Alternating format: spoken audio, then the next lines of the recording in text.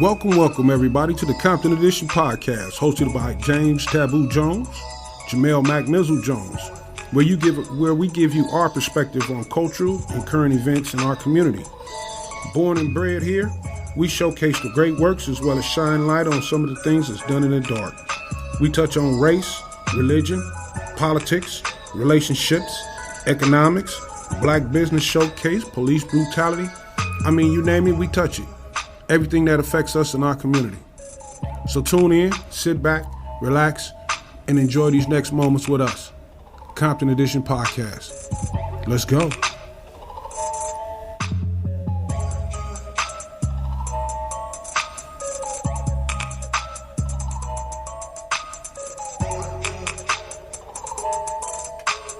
All right. Welcome back, everybody.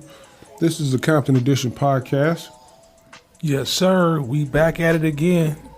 Back in your area. We're going to talk about it this week. Some important news has been just, laid on us. So we're going to get ready to just dive right into it. Yeah, definitely. It's so, it's a lot going on in the news as usual. Right. Our ex-president, we now have a new president, Joe Biden. The inauguration was Tuesday, the day after King Day. Right. So it was King Day, then it was backdoor where we get Donald Trump out the office day. So, I mean, it was a pretty cool situation. Yeah, it was a real live weekend. Absolutely live. Now, the inauguration was a stripped down version. Very few people there.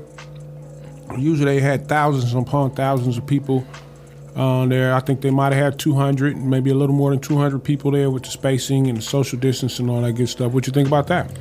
I thought it was a little different on the inauguration, but I thought it was well put together. I thought it was safe.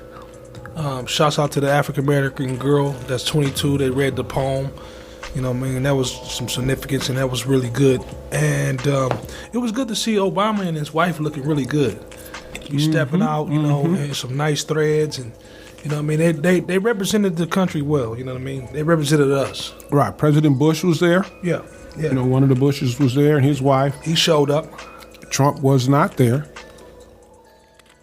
Kind of childish, you think? I think it was really immature. It just goes back to what we were saying as Trump is a white thug. He's playing right into the hands of the American people because he lost, or because he felt it was unfairly. But we go off a voting system. Well, he said correct? It was stolen. Stolen. He said it was stolen. Well, we might as well say we were stolen as Africans from Africa and brought to America. Now that's stealing. Well, he won, and he said that it was rigged when he won. So he's gonna say they stole it when he lost. Just go ahead and bow out of the situation, and just let it go. It's over with. Yeah, that's over with. That's over with. So moving on though, before he left, and leading up to the last hour before he left. Right. My guy was still doing pardons. We had talked about it at the end of the year show, and we had discussed some of the pardons, and we questioned how did some of these people even get on this list, on this radar? What made them special to get on Trump's pardon list? Yeah, I didn't understand that. Since then, we've had, there was some crazy revelations, man. Some of the people that most notable was Lil Wayne. He gave Lil Wayne a pardon for his situation that he had going on. Did you think he deserved that? As a celebrity, as somebody that could pay for their legal team, and when you equate that with some of the people that's locked up for some of the weirdest shit in America, some of the early people that's locked up for weed, that's in jail for weed for life. And people were selling weed legally. You know what I mean? I'm just using that example. Right. I just felt like he could have used his pardon on somebody else that was more of a somebody family member, somebody daddy, somebody uncle that's been put away for a long time. You know, some of these people did the crime and got out and still got pardoned. So I was, dumbfounded by that. Well, here's the thing. When you get a pardon, it's like it never happened. Right? So nobody can ever hold it against you. So say you go to jail, you do your time, but you go to get another job, they run your credit or they run your history, and that infraction or that jail time or whatever that conviction was comes up. You get a pardon, that don't come up no more. So that's the significance of a pardon. Even if you've done your time and you're out, that's not going to count against you as a mark on society. I would imagine. Right. Lil Wayne, about him being deserving of that, I can see where you're coming from. He's a man of means. They got money. Right. He can afford a lawyer. I think that was more of a PR ploy with him. Once again, Trump is going to do something. He wants headlines. He wants people to talk. So I think the Lil Waynes and the Kodak Blacks, I don't think he listened to their music at all. So, I mean, why would they be on his radar to even remove it? Once again, I don't know. So I couldn't tell you the motivation behind that. I'll be honest with you, I was glad to know that some black people actually made it on his list. And it was quite a few black people that actually made it on his list. Harry O. Yeah, we were going to get to that. Harry O. I think Snoop Dogg petitioned for Harry O's release, and he got the pardon. So, shouts out to Harry O. And, the original owner of Death Row Records. Right. So, him and Suge Knight did that thing together. Now that right there is granted to pardon. The man did 30 years in prison. Whether he was wrong or whether he was right. He did it day for day. He was in federal time. Right. He wasn't in no state penitentiary. He was in a federal pen. So now something like that come across the president's desk should be looked at. Not a Lil Wayne or Kodak Black. I'm totally against it. Right. And I'm sure probably people is going to be pissed off, and and then they got some other people on this list too as well. Kodak Black. Right. I don't know how he got on that damn list. Lil Wayne, y'all can understand. Lil Wayne's name is a big name, like a Tupac, a Biggie. Wayne is Wayne, so his name ring bells, even to the president, even to Donald Trump in his world as far as entertainment. Yeah. You know what I mean? He has to be respected as an entertainer. Yeah. I don't know that Kodak Black has been around long enough for a Trump to know him, to have listened to anything that Kodak Black has produced and made and promoted and put out in the streets. Kodak Black has a very extensive criminal record. He in and out with gun charges and whatnot. So did they part? I mean, he would definitely benefit from the pardon. So once again, but they said I like Kodak Black. They said he didn't even get the pardon. He just getting out of jail because he had his time served. So, that's a legend. So would he get his sentence commuted? I think it was commuted. Okay. I think his sentence was commuted, and that's different than a pardon. And a lot of people, it was a lot of commuted sentences on this list. Now, another thing that I paid close attention to, a lot of other people that were on this list were people that were pardoned or their sentences commuted for non-violent drug offenses. Say what you want to say, Trump got down. I counted about 5 or 6 people off that list, and I might have only went through about 40 people, 50 people. Right. And out of the 40, 50 people that I went through on the list, a total of like 150, 160, 70 people. Quite a bit were. It wasn't just you would imagine it would be all his cronies, all his financial buddies, all the people he make money with on the golf course through the meetings and whatnot, right. Real estate. But it wasn't.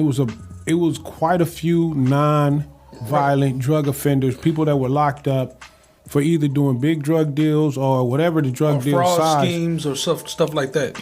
Yeah, but I'm talking about the drug stuff. I can see the fraud stuff and the scheming stuff. That fall into what he do in his business. I can see all of them.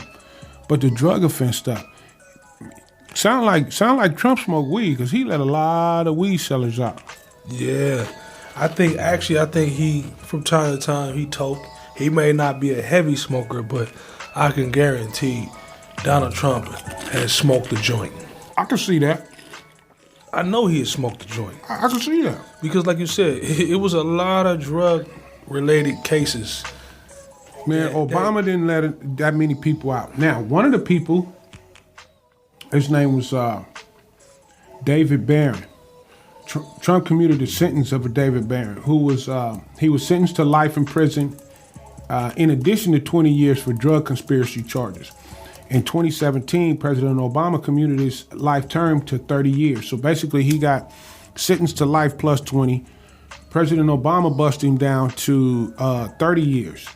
And then Trump came back and commuted to 30 years. So, I mean, this dude right here, he won. Yeah. Now, I can see why, though. The White House said that Barron is a father of 6 children and has maintained an exemplary prison record. A petition advocating for further clemency for Barron's release also garnished nearly 20,000 signatures. So it's not just him. It's not just the president, the ex-president. 20,000 people signed a petition to help get this man out. This is a guy that sounds like he needs to be home, to be honest with you. Yeah. And in situations like that, I think his sentence should be commuted. He already got his thing. They've been on the table 2 times with the last president and this president. So like you said, he got off, and hopefully he with his family and things is working out. And we don't want to see nobody in jail, but there's some people out here that do crimes and different things, and we have to hold them accountable. So, I mean, he did do some time, though, right? Oh, yeah, he did some time. Here's another one, Jonathan Braun. Braun imported marijuana worth approximately $1.76 billion from 2008 to 2010, according to Customs and Border Protection documents, including 2,200 pounds in a single incident.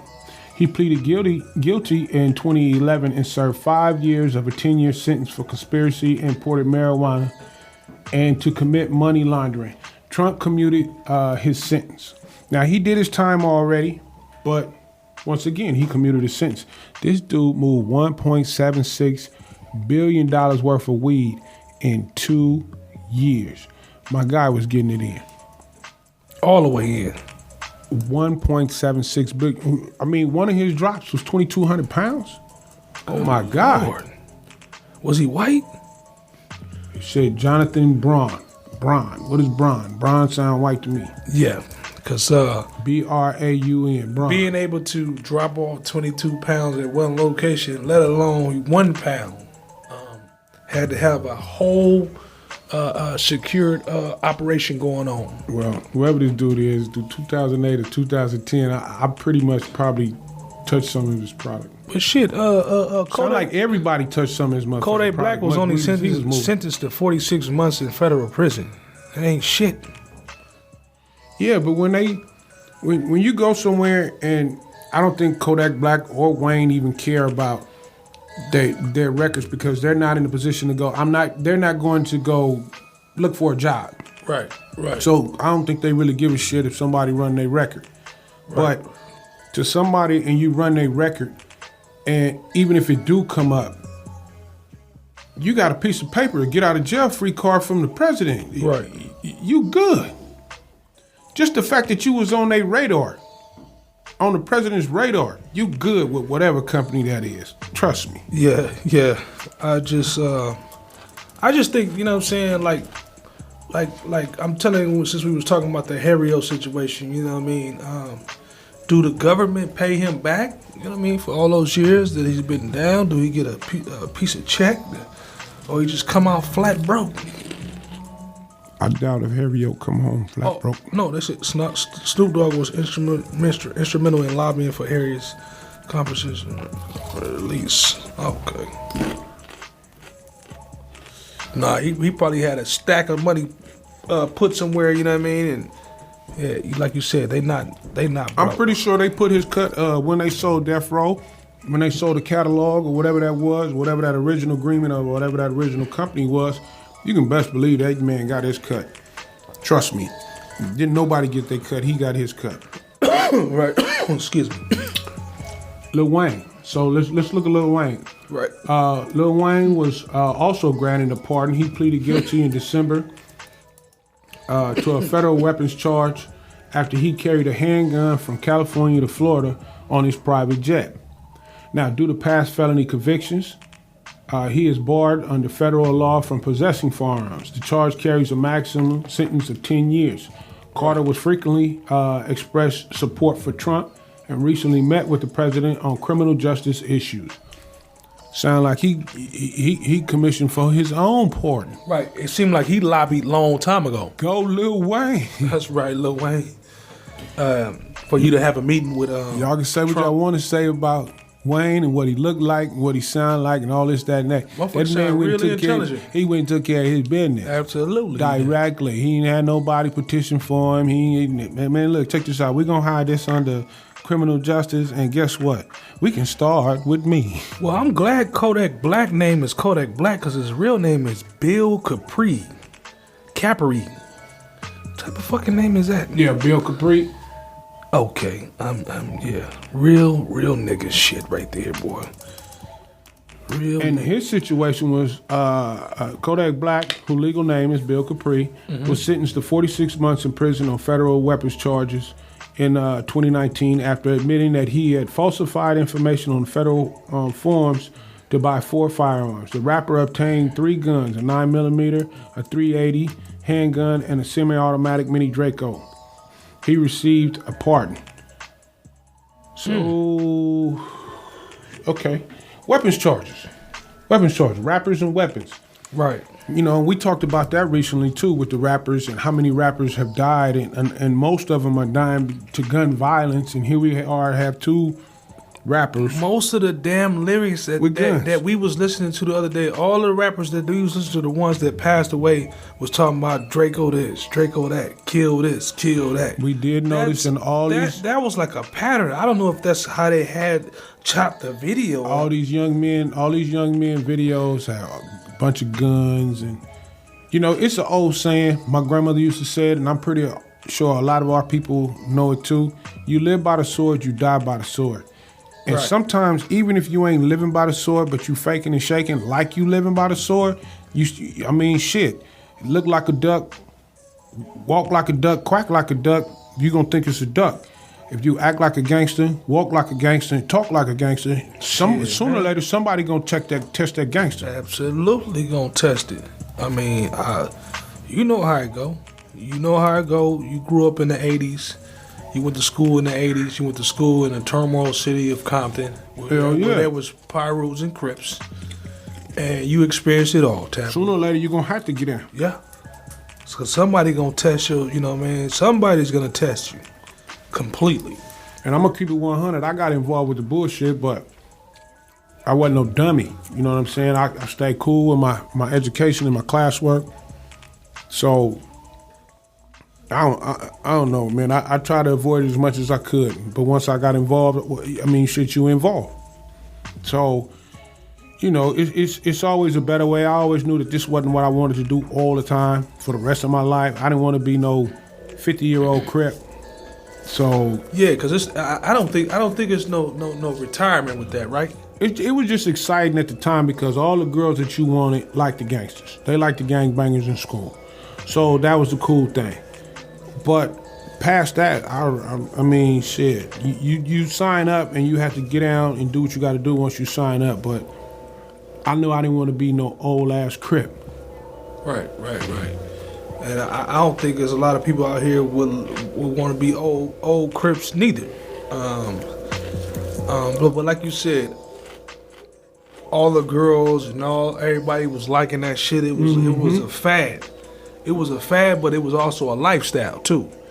It was people that was really cripping. It was really people that was really, power ruling, and that's what it was. That's what I saw when I was a youngster. I saw everybody, you know what I'm saying, all my friends, and everybody want to be, you know what I'm saying, with the in crowd. So, yeah. Getting back to the list though. Blanca Vergine. Blanca Vergine was convicted of drug charges and has served 12 years of a 30-year sentence. Vergine featured on the National Association of Criminal Defense Lawyers trial Penalty Clemency Project, which describes her as a model prisoner and highlighted her desire to return to Mexico to care for her children. Sound like she was a mule at some point and got caught up, got 30 years. Right. And it this shit is so crazy. And then, like, she went back to Mexico. Like, fuck it, I'm going back to where my folks is.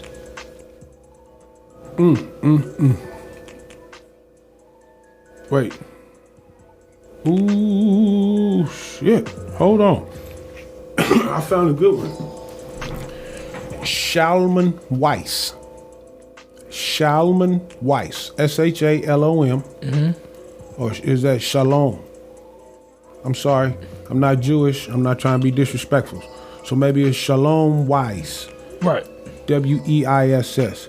Weiss was pardoned 18 years into an 835-year sentence.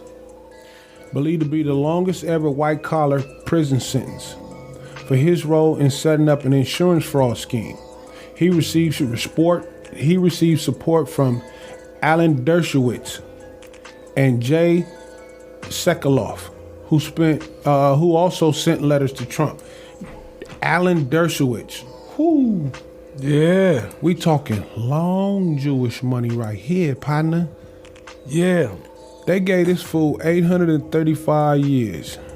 That's a lot. Shit. He been down 18. Oh, he did 18? He been down 18. Wow. But to have Alan Dershowitz, they probably couldn't wait for Trump to be in office, to be able to get one of their people out. Yeah, it's a lot of money being passed around.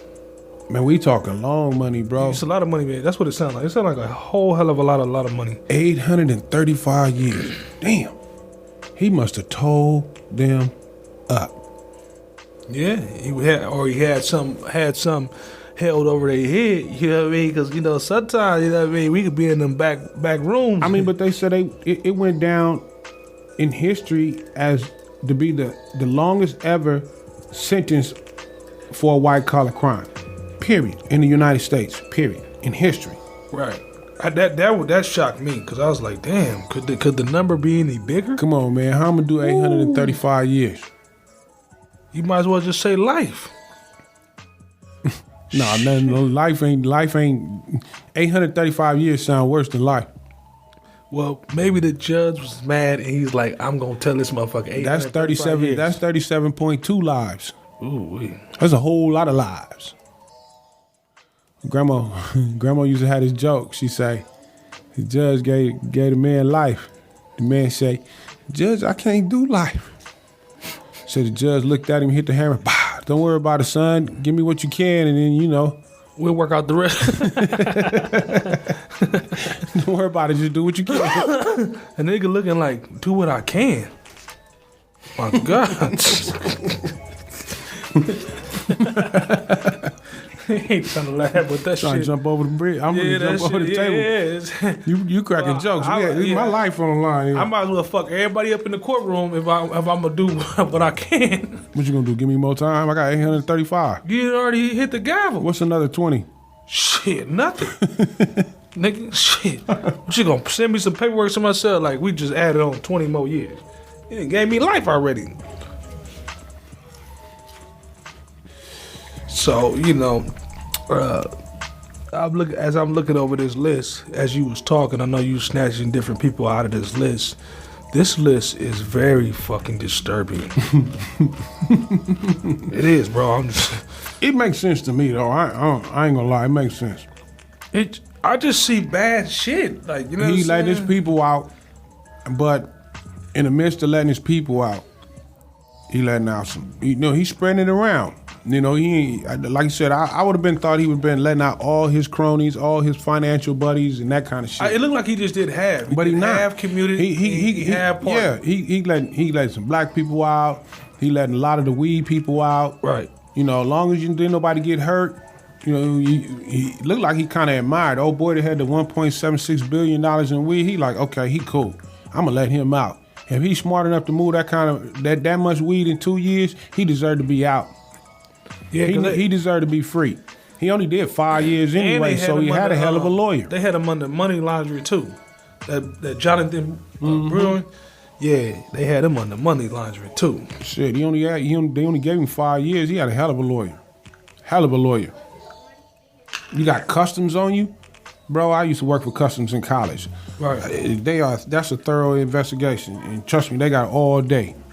I worked on Terminal Island at the at the Terminal Island laboratory under Dr. Paul Dominy. And trust me, they tear everything apart. Everything. That's their job, right? That's what they get paid for. Everything. That's what they fucking get paid for. He pardoned a couple of foreigners too. Oh yeah? Yeah. Them is his Chinese buddies that helped him win the... No, this was an Italian citizen. Okay. Tommaso Butti. Stop. Don't do it. Hey, look, it's an Italian name. Yeah, Italian. Yeah, Italian name. But the Chinese, something. Yeah, don't do it. Don't do it. He was involved in a chain of restaurants and shit. Hey, everybody, this show has been brought to you by baggerbrand.com, where you can get your latest motorcycle T-shirts, hoodies, heavy, light, all your latest motorcycle apparel. Check us out. That's Bagger Brand, www.baggr-brand.com. Also, this show is also brought to you by maddrama.com, www.maddrama.com, Mad Drama, where you can get all your latest urban apparel, hoodies, T-shirts, jumpers, shorts, you name it, we got it. We got new items coming out. The Voodoo Soldier, we got a couple designs in the Voodoo Soldier. We think you guys will love that. Check us out. I'll be putting together maybe some ads in the next couple days to do some runs, so give us a chance. Check us out. maddrama.com and also baggerbrand.com. Back to the show. Yeah. In the next segment of the show, we want to take a look at EDD. Yeah. And EDD is in the news. They recently suspended 1.4 million claims. Ridiculous. Saying that they suspended the claims based on fraud. Now, that's kind of misleading. It's not that 1.4 million people were committing fraud. They were pretty much trying to weed out the ones that were. And unfortunately, the only way that I guess they figured the way they can do it is suspend all these people. Right. And in order to reinstate your benefits, you need to show proper documentation of who you are. Yes. I will say, whoever I know a different company came in to take over that. EDD was very much outdated in their systems. Right. Is that what that was? Is that what because I mean, we're dealing with a multi-million-dollar company, man. No, you're talking about a government agency that probably haven't updated their system since the 80s or early 90s. Okay. Right, because they wasn't giving that much motherfucking money when they was giving it out. It's not even about the money. It's the systems on the back end. And I've dealt with systems through DMH and county and state departments of mental health and whatnot. And I'll be honest with you, state organizations and city and county organizations, they move a lot slower than regular business. So you still got people with Windows 7 computers and at the county and all this old bullshit. it just don't move as fast as the rest of the world. So I can see where their systems were behind. Because it does says right here, reported by the Los Angeles Times, the massive suspension is the latest controversy for an agency that has come under fire for jammed phone lines, computer glitches, and operational problems. Yeah, but I get it though. Left hundreds